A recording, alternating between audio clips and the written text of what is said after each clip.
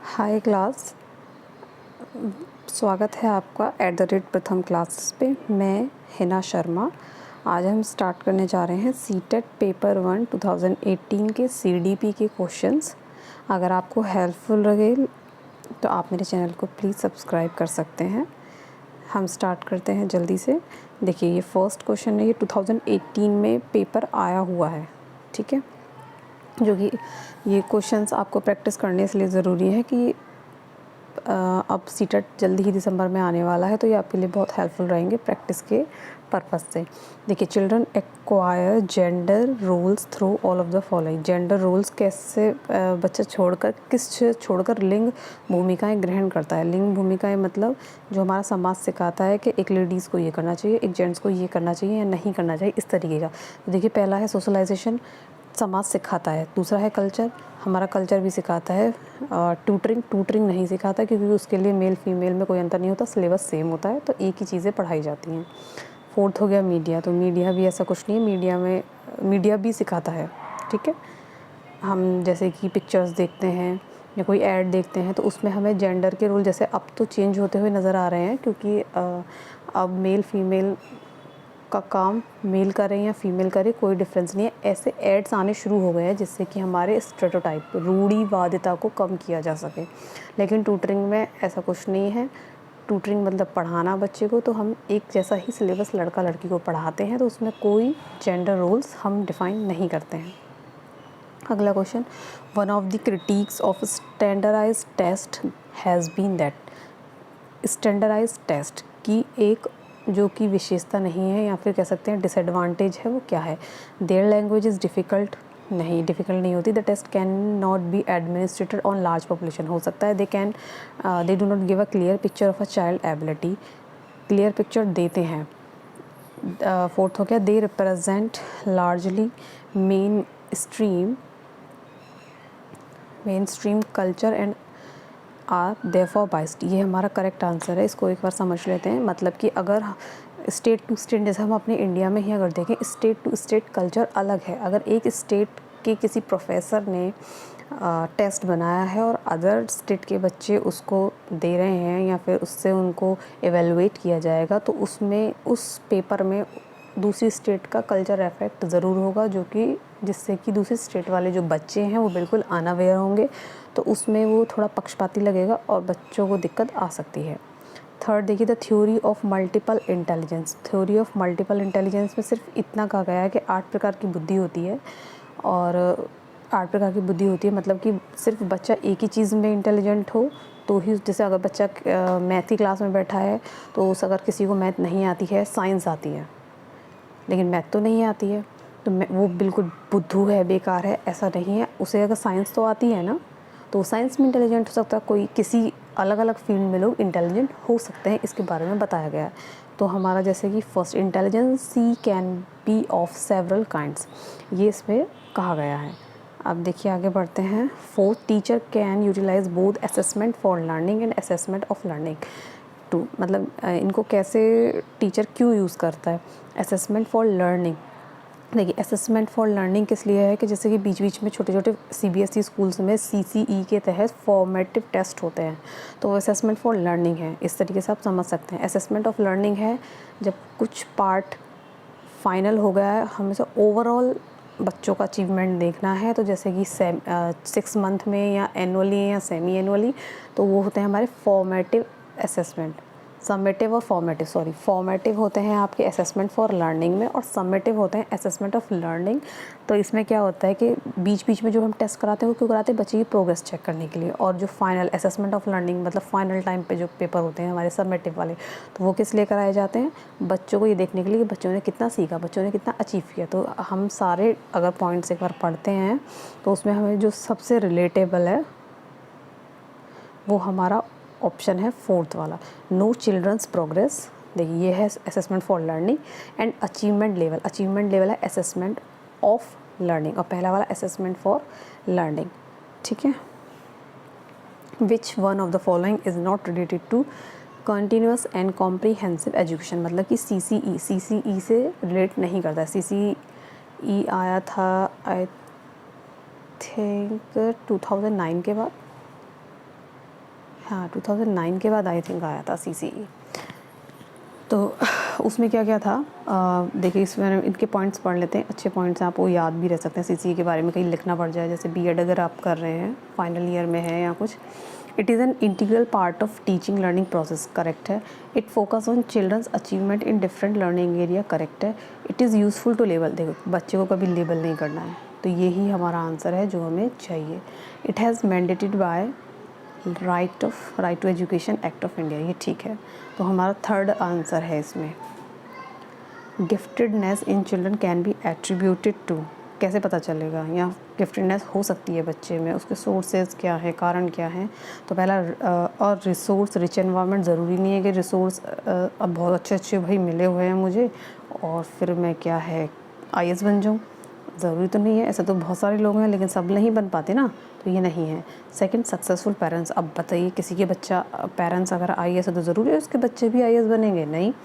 और discipline routine रखने से नहीं, ऐसा कुछ नहीं है। अगर बच्चा ही कुछ करना ही नहीं चाहता या बच्चे में क्षमता ही नहीं है तो आप कितना भी डिसिप्लिन में रख लीजिए, वो उस परफॉर्मेंस को या लेवल को अचीव नहीं कर पाएगा। फोर्थ, एन इंटरप्ले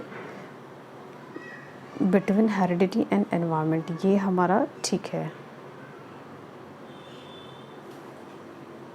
अब देखिए नेक्स्ट क्वेश्चन है, 7th है, children coming from socio economically disadvantaged background need a classroom environment which. अब कुछ जो है सामाजिक आर्थिक रूप के बच्चे हैं जो वंचित वर्ग के हैं और वो क्लास में आए हैं एक बहुत वेल एजुकेटेड बच्चों के बीच में आकर अगर मानिए बैठ गए हैं, तो फिर क्या होगा, कैसे उनको मतलब एनवायरनमेंट की ज़रूरत होगी, माहौल, कैसे माहौल उन्हें मिलना चाहिए।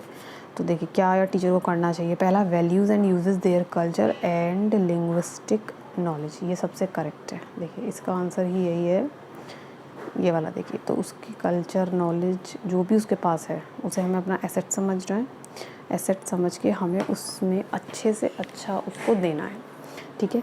जैसे कि मानिए अब सारे बच्चे इंग्लिश बोलते हैं, एक नया बच्चा हमारी क्लास में आके बैठा है जो सिर्फ हिंदी जानता है, अगर हम उसको इंग्लिश में ही बात करेंगे, इंग्लिश में ही सारी चीज़ें पढ़ाएंगे तो हो सकता है वो समझ जाए, लेकिन उसमें बहुत ज़्यादा टाइम टेकिंग होगा और उसको अच्छे से समझ में नहीं आएगा, वो डिमोटिवेट भी हो सकता है। तो अगर वो जो भी कुछ जानता है वो हिंदी जानता है, तो हमें हिंदी को ही एज अ सोर्स यूज़ करना है और धीरे धीरे उसको जहाँ आप बाकी बच्चों के अकॉर्डिंग जहाँ ले जाना चाहते हैं वहाँ ले जा सकते हैं धीरे धीरे, जिससे क्या होगा उसको लगेगा हाँ भाई मेरी भी रेस्पेक्ट हो रही है, मेरी लैंग्वेज की रेस्पेक्ट हो रही है, तो वो मोटिवेटेड रहेगा, ठीक है।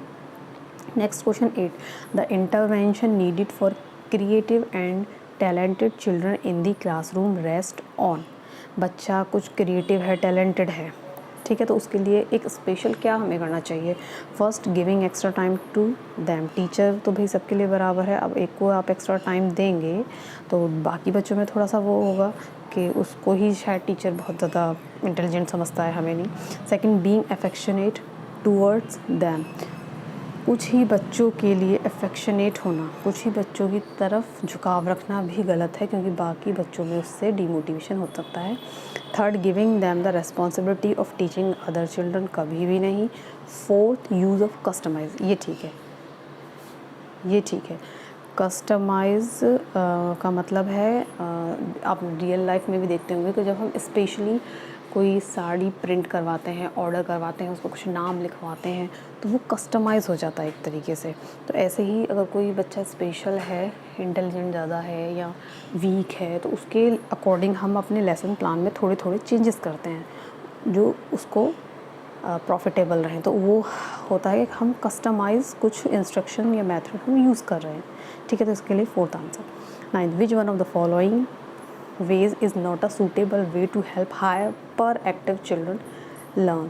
मतलब एक बच्चा हाइपर एक्टिव है तो हमें कौन सा सूटेबल वे नहीं है, हाइपर एक्टिव बच्चे के साथ हमें बहुत पेशेंस के साथ काम लेना होता है।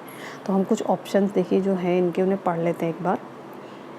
जैसे कि ऑफरिंग अल्टरनेटिव वेज़, ये अच्छा पॉइंट है कि हमको बच्चे को अलग अलग तरीके देख सकते हैं ना, बच्चे को इस तरीके से नहीं समझ आ रहा तो दूसरे तरीके से शायद आ जाए, तो ऐसा कर सकते हैं।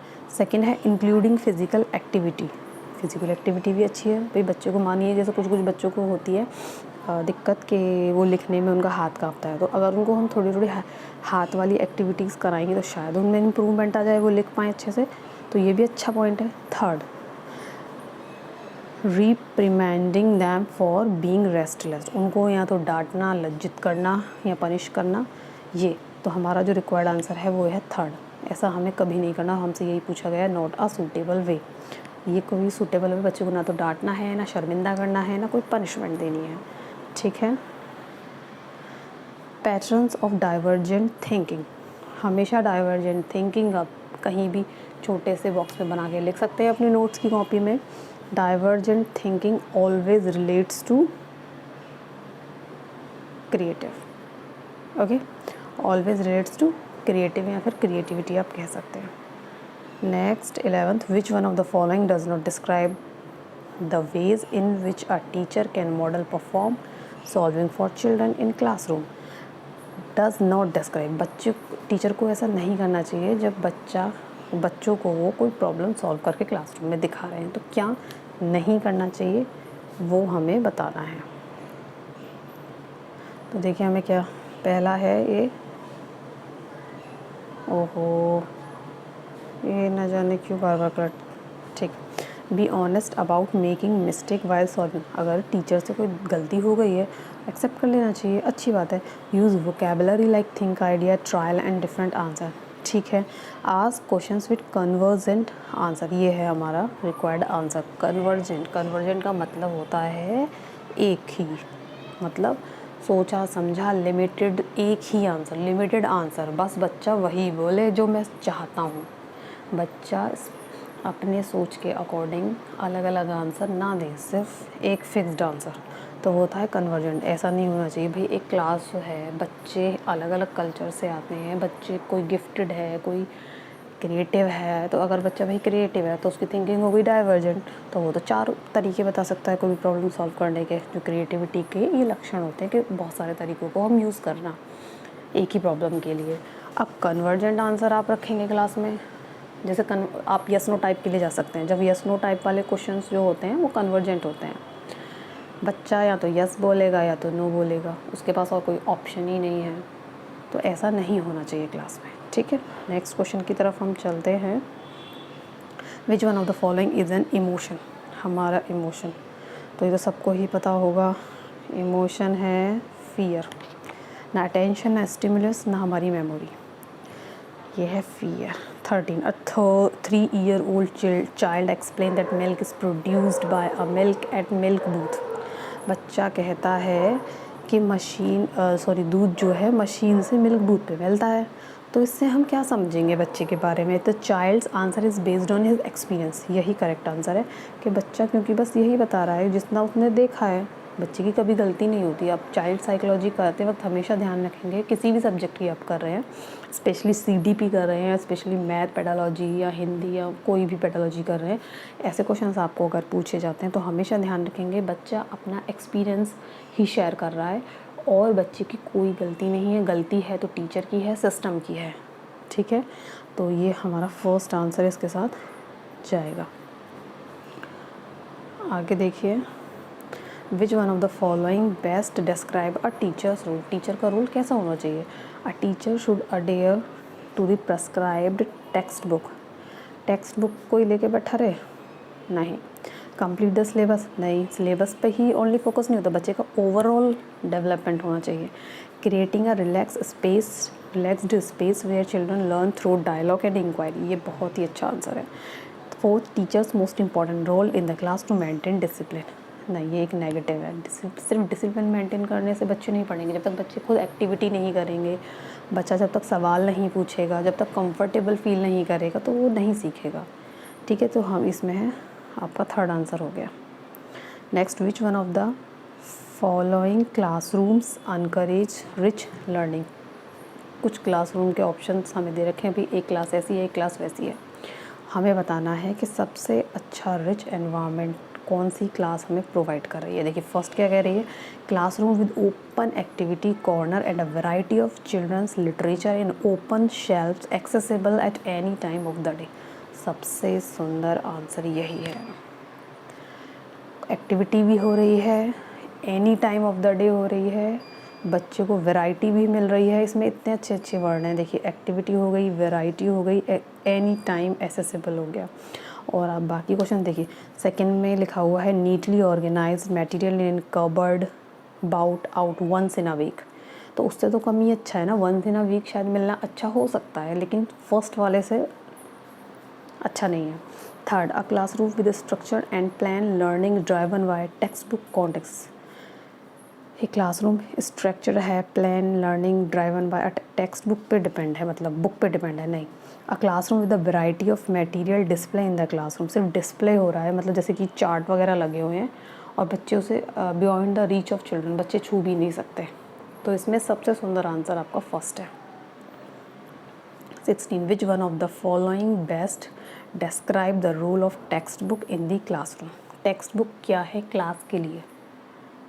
जब एक टीचर हमारे साथ है, हम एक क्लास में बैठे हुए हैं, तो बुक क्या रोल प्ले करती है? पहला, दे maintain homogeneity in learning across a state और अ नेशन। वे एक राज्य या राष्ट्र के में अधिगम में एक रूपता बनाए रखें, मतलब एक जैसी पढ़ाई हो रही है, इसलिए बुक ज़रूरी है कि सारे पूरे देश में या स्टेट में एक ही सिलेबस चल रहा हो। नहीं, आगे पढ़ते हैं। They provide guidance to teacher and parents about the course of study.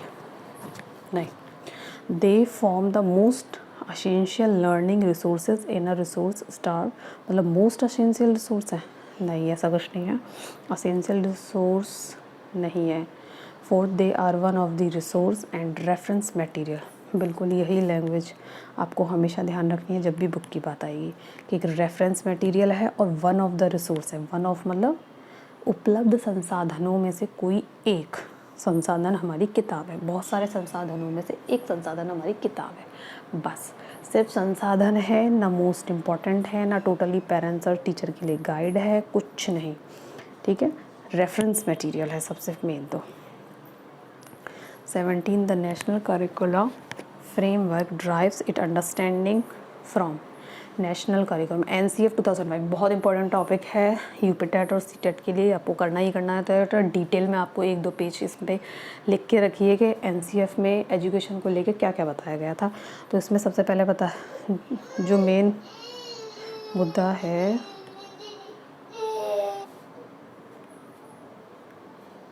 हम 17th क्वेश्चन पे थे, हाँ सॉरी, ठीक है। तो NCF में क्या बताया गया है?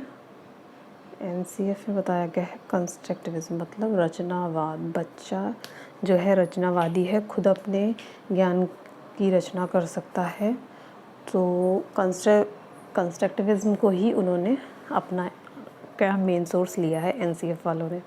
अब देखिए नेक्स्ट क्वेश्चन हो गया 18th होगा, the child in a class, the children in a class can be considered to be motivated if. कैसे पता चलेगा? वही क्या करें कि बच्चा मोटिवेटेड हो? पहला, दे मेंटेन डिसिप्लिन। बच्चे अगर डिसिप्लिन मेंटेन कर रहे हैं तो लगेगा कि बच्चा मोटिवेटेड है। आगे पढ़ लेते हैं। All are regular in attendance, attendance भाई रेगुलर है तो बच्चा बड़ा मोटिवेटेड है, ऐसा कुछ नहीं है।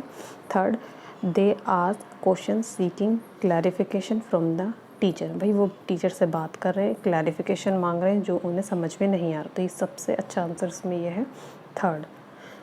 फोर्थ भी देखो, they come to school neatly dressed in uniform. नहीं, ऐसा कुछ नहीं है। बाकी आंसर देखने में अच्छे लग रहे हैं, भैया बच्चा डिसिप्लिन है, अटेंडेंस रेगुलर कर रहा है, ये कंफ्यूज करने के लिए। क्योंकि जिसने साइकोलॉजी नहीं पढ़ी है या पहली बार वो सिर्फ बिना पढ़े ही सीटेट देने पहुंच गया तो वो तो पक्का कंफ्यूज हो जाएगा। लेकिन जिसने पढ़ रखा है वो चारों पॉइंट्स पढ़ेगा, उसमें सबसे अच्छा आंसर है third. Next question, which one of the following is the most suitable to improve children's learning। Children बच्चों की लर्निंग, बच्चों का अधिगम सुधारने के लिए टीचर को सबसे अच्छा क्या करना चाहिए? तो देखिए पढ़ना शुरू करते हैं। Teacher should explain the content using different example and illustrations. बच्चों को एग्जाम्पल से समझाए, इलस्ट्रेशन से समझाए, एक अच्छा पॉइंट है वैसे तो। नॉर्मली आगे पढ़ लेते हैं। All type of learning material should be there in the class. Learning material सारे क्लास में होने चाहिए, ऐसा कुछ नहीं है कि उससे बच्चे इम्प्रूव करने लगेंगे। Third, teacher should facilitate children to interact with each other on real life situation, ये सबसे आंसर है। जहाँ भी आपको मिले रियल लाइफ सिचुएशन, वो एक पॉजिटिव आंसर है। देखिए फर्स्ट जो है जहाँ पे लिखा हुआ है फर्स्ट में डिफरेंट एग्जाम्पल एंड इलस्ट्रेशन, मतलब उनको उदाहरण दे के समझाएं। अच्छा है, अगर ये थर्ड हमारे पास नहीं होता रियल लाइफ सिचुएशन वाला तो हम फर्स्ट के साथ जा सकते थे, लेकिन हमारे पास थर्ड उससे बेटर ऑप्शन है। साइकोलॉजी में थोड़ा सा बस यही करना पड़ता है कि हम दो ऑप्शंस में अटकते हैं, तो उन दोनों में से जो अच्छा है हम उसके साथ जाएंगे। तो ये रियल लाइफ सिचुएशन वाला ज़्यादा बेटर है, इससे बच्चा खुद इन्वॉल्व होगा, तो वो बेहतर है। अगला question, the discipline which has a significant role in the learning environment is of the kind which help. Discipline का क्या रोल है एक तरीके से?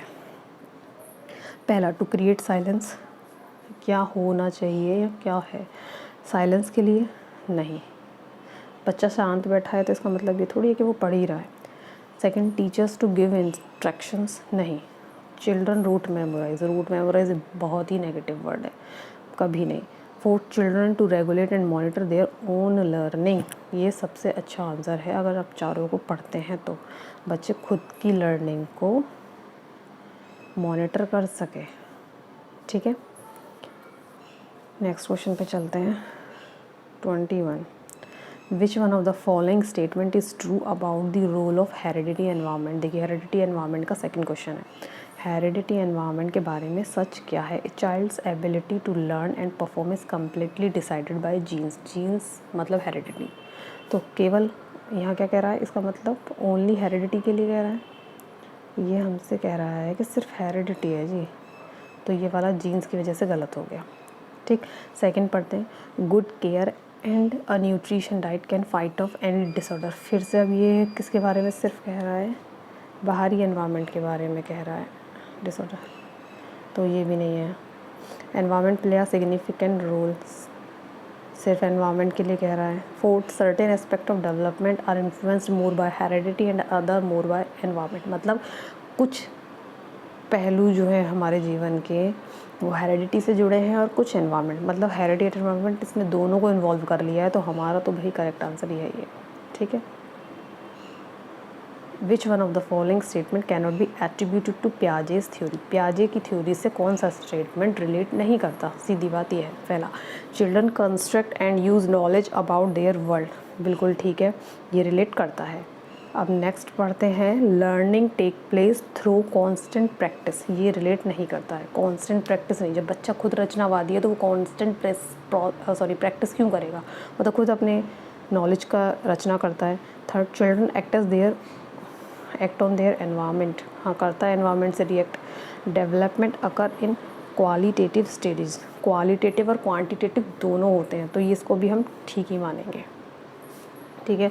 नेक्स्ट क्वेश्चन देखते हैं, which one of the following is not a limitation of pre operational thought. Pre operational thought, पियाजे की 4 स्टेज हैं, सेंसरी, प्री ऑपरेशनल, ऑपरेशनल, ठीक है। फोर्थ हो गया, या थर्ड को हम कॉन्क्रीट भी कह सकते हैं, और फोर्थ तो हो गया हमारा फॉर्मल, ठीक है। तो प्री ऑपरेशन मतलब 2 से 7 या 2 से 6 की अवस्था, 2 to 6 years. First, development of a symbolic thought, हाँ बच्चा सिम्बॉलिक इशारे या कुछ करके हमें बताने लगता है, ठीक है। ये तो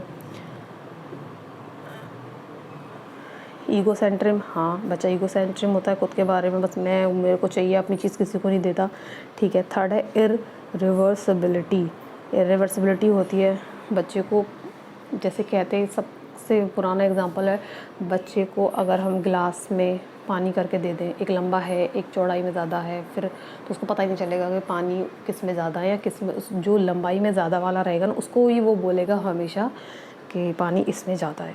जैसे कि अगर एक गिलास है ऐसा वाला, एक गिलास है ये, और इसमें भी आधा लीटर पानी है और इसमें भी आधा लीटर पानी है, तो हम उससे पूछेंगे भाई किस में पानी ज़्यादा, तो वो हमेशा इसके लिए बोलेगा, क्योंकि पानी तो दोनों में बराबर है, आधा लीटर है ना, तो वो इसके लिए बोलेगा। उसको नहीं समझ में आ रहा है कि दोनों में बराबर है, तो वो इररिवर्सिबिलिटी है एक तरीके से।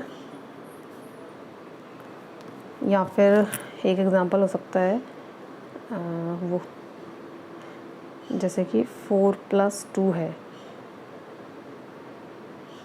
देखिए जैसे कि हम करें 4 + 2 है तो 6 होगा, ठीक। लेकिन हम बच्चे से पूछें कि 2 + 4 क्या हुआ, तो उसको नहीं ये कैच करेगा कि 4+2 या 2+4 एक ही बात है, जबकि हमने डिजिट रिवर्स करी तो उस बच्चे में इसका क्या है कि इरिवर्सिबिलिटी है। ठीक है, अब फोर्थ टेंडेंसी टू कंसंट्रेट, ये बच्चा कंसंट्रेट नहीं कर पाता है। ठीक है, 24 play has a significant role in development. Play बहुत इंपॉर्टेंट रोल प्ले करता है बच्चों को, क्योंकि खेलने से बच्चों को फिज़िकली मेंटली थोड़ा रिफ़्रेशमेंट मिलता है, बाहर के एनवायरनमेंट से इंटरेक्ट करते हैं, बहुत अच्छा होता है। आगे है सिग्निफिकेंट रोल है फॉर फॉलोइंग रीज़न, किस कारण है दिए हुए हैं और एक्सेप्ट मतलब कौन सा कारण गलत है। पहला, इट्स स्टिमुलेट्स देयर सेंसेस, बिल्कुल बच्चों के उनकी इंद्रियों को उत्तेजित करता है, मतलब कान ना जैसे छुई छुआ अगर खेल रहा है तो आवाज़ भी बच्चा सुनेगा, आंखों पे भी जोर देगा कि कौन मेरी तरफ भाग के आ रहा है, या आवाज़ भी देखेगा कि कोई इधर उधर से तो कोई छूने की कोशिश नहीं करता, पैरों की आवाज़। ठीक है, it is just a pleasant way, देखिए इसमें उन्होंने ऊपर बोला हुआ है कि सिग्निफिकेंट है। ठीक है, अब यहाँ पे ये बोल रहे हैं जस्ट अ प्लीजेंट वे, तो यही आंसर है, गलत। प्लीजेंट वे नहीं है, मतलब सिर्फ टाइम पास करने का तरीका नहीं है, उन्होंने प्ले को सिग्निफिकेंट बोला हुआ है, तो इसका मतलब पहला सेंसेस को यूज़ करता है, अच्छा बात है। दे एक्वायर न्यू स्किल, हाँ अच्छी बात है। दे gain mastery over their body, मतलब अपनी बॉडी, कब बैठना है, कब खड़े होना है, कब भागना है, तो उस पर ये मास्टर हो जाते हैं जब बच्चा छुई छुआ या ये सब खेलना सीखता है। तो सेकंड जो है सिर्फ प्लीजेंट वे कह दिया, सिर्फ टाइम पास का ज़रिया कह दिया, तो ये पॉइंट गलत है। ठीक है, 25 which one of the following question invites children to think critically, कौन सा ऐसा क्वेश्चन है जिससे बच्चा ज़्यादा गंभीर रूप से सोच सकता है। पहला, what is the right answer. Second, can you think of a similar situation, ये भी एक अच्छा है सेकंड वाला, can you think of a similar situation. अगर कोई और ऑप्शन इससे अच्छा नहीं मिलता है तो हम सेकंड के साथ जा सकते हैं, क्योंकि बच्चा जो हमने एक्चुअल से क्लास में सिचुएशन बताई है उसकी हम सिमिलर सिचुएशन पूछ रहे हैं, तो वो दिमाग पे जोर देगा और किसी ऐसी सिचुएशन के बारे में सोचेगा। तो सेकंड भी एक अच्छा हो सकता है अगर हमें इससे बेटर नहीं मिला तो। Third, what are the different ways, देखिए डिफरेंट वेज़ के बारे में ही कह दिया, तो मतलब कई वेज़ के बारे में, तो थर्ड के साथ जाएंगे जहाँ पर different ways which we can solve this, इससे अच्छा आंसर कोई नहीं हो सकता। अगर ये नहीं होता तो हम सेकंड के साथ जा सकते थे। 26 which one of the following options best describes progressive education, progressive education का बेस्ट डिस्क्राइब कौन सा स्टेटमेंट करेगा। 26 में देखिए, thematic unit, regular unit, test, ranking. Ranking negative word है, बच्चों को रैंक नहीं करना है, तो ये तो हमारा ऑप्शन यहीं से कट जाता है। Second, personalise learning, ability, grouping, फिर देखो ग्रुपिंग है, लेबलिंग है, तो ये फिर ये नेगेटिव है। थर्ड, प्रोजेक्ट मेथड, एबिलिटी, फिर ग्रुपिंग और रैंकिंग है, ये भी गलत है। फोर्थ में आ जाते हैं learning by doing, project method, cooperative learning, तीनों ही स्टेप ऐसे हैं जिसमें बच्चा खुद पार्टिसिपेट करेगा ही करेगा, तो यही सबसे अच्छा है फोर्थ। ठीक है, 27 विच one of the following statement about progressive education explain education is life itself, किस स्टेटमेंट से हमें पता चलता है कि एजुकेशन अपने आप में जीवन है। चिल्ड्रन ऑप्शंस पढ़ते हैं। First, school are not required, लो जी, स्कूल रिक्वायर्ड नहीं है, स्कूल रिक्वायर्ड है, तो ये पहला पॉइंट तो हमारा यहीं से चला जाएगा।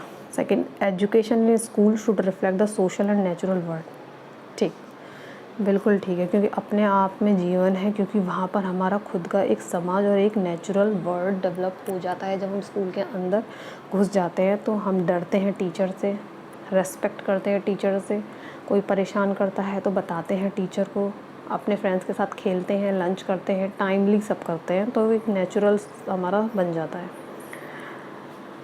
ठीक है, 28 which one of the following can be considered as a contribution of Kohlberg, Kohlberg ने ऐसा क्या कंट्रीब्यूट करा है भाई। तो कोहलरबर्ग वो हैं जिन्होंने बच्चों पे एक्सपेरिमेंट किया, कुछ लड़कों पे और लड़कियों पे, उसमें शायद कुछ था एक, ठीक है, तो कोहलरबर्ग ने कुछ बच्चों पे क्या है कि कहानी सुनाई और बच्चों से पूछा कि इसका क्या हो सकता है, ऐसा कुछ सिचुएशन, मतलब रियल लाइफ सिचुएशंस बच्चों को कहानी सुना के बताई कि भाई ऐसी सिचुएशन है तो आप क्या करेंगे, ऐसी सिचुएशन उनको दी तो इससे क्या होगा। The theory has elaborate testing procedure, नहीं, it establish a clear relationship between moral reasoning and action, नहीं. His belief is that children are moral philosopher. नहीं. Fourth, his theory has supported an association between cognitive maturity and morality. बिल्कुल सही है आपका fourth. उसने हमारे मतलब कि हम कितने मैच्योर हैं, कॉग्निटिव मैच्योर और मोरल मैच्योरिटी के बारे में कहा था. ठीक है. 29 the zone of proximal development refers to. ये क्वेश्चन आप एक बार ध्यान से देखें कि जोन ऑफ प्रॉक्सिमल ZPD इसे कहते हैं ZPD. तो ZPD क्या है, मैं आपको डायग्राम के थ्रू समझाने की कोशिश करूँगी कि एक ये है भाई, मैं इतना ही एरिया का काम कर सकती हूँ मैं. ठीक है. एक दूसरा एरिया है ये. ठीक. अब ये जो एरिया है जो मैं रेड से मार्क कर रही हूँ, ये वाला, तो ये है. ये जो ब्लैक वाला एरिया है, अंदर का पार्ट है, ये मैं खुद कर सकती हूँ. और ये जो दूसरा सर्कल है, ये यहाँ तक पहुँचने के लिए मुझे किसी की हेल्प की ज़रूरत पड़ेगी. तो ये जो डिफरेंस है दोनों के बीच में, ये जो दोनों के बीच में डिफरेंस क्रिएट हो रहा है, इसको, ये जो एरिया है रेड वाला, इस एरिया को कहते हैं ZPT. ठीक है. मतलब जो काम मैं खुद से कर सकती हूँ और जो काम मैं दूसरों की हेल्प से कर सकती हूँ, अदर मोर नॉलेजेबल पर्सन, चाहे वो मुझसे उम्र में छोटा है या बड़ा है, other more knowledgeable person, OMKP. ठीक है. इन दोनों के बीच का डिफरेंस, जो मैं खुद से कर सकती हूँ और जो मैं दूसरों की मदद से कर सकती हूँ, उन दोनों के बीच के गैप को ZPD, zone of proximal development कहते हैं. तो इसका जो करेक्ट आंसर है, the development phase when child take complete responsibility. नहीं, a context in which children can almost perform a task on their own with the right level of support. Right level of support अगर मिल जाए तो इसमें यही है केवल second वाला. मतलब इसकी जो डेफिनेशन है या स्टेटमेंट है वो हर बार आपको अलग अलग मिलेगी. कभी कभी यही वर्ड बोले जाएंगे जो मैंने बोला है, क्योंकि मैंने भी जब CTET के पेपर दिए हैं तो मुझे पता है. सिंपल डायरेक्ट बोल दिया जाता है कि what ever I can do, difference between what ever I can do and what I can do with the support of others. तो लेकिन यहाँ पर देखिए सपोर्ट वर्ड यूज़ हुआ है. दूसरा, अ task on their own with the right level of support. Task है और सपोर्ट है, दोनों चीज़ें यूज़ हो रही हैं, तो यही इसका करेक्ट आंसर है. 30 एन एंड्रोगाइनियस पर्सनैलिटी क्या है. एंड्रयू माने ये थर्ड क्वेश्चन में है ऐसा चीज़ जिसमें मैन और फेमाइन दोनों के गुण हों, उसको कहते हैं एंड्रोगाइनस. और has a balance of what are generally consider masculine and feminine trait.